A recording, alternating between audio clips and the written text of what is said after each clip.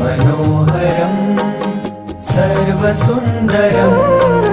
तिलकलक्षणं चञ्चलेक्षणं विबुधवन्दितं स्वामिनाथ ते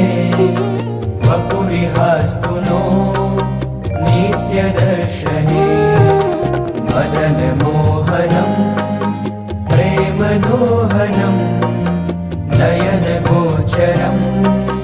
भक्तसञ्चरं भुवि सुदुर्लभं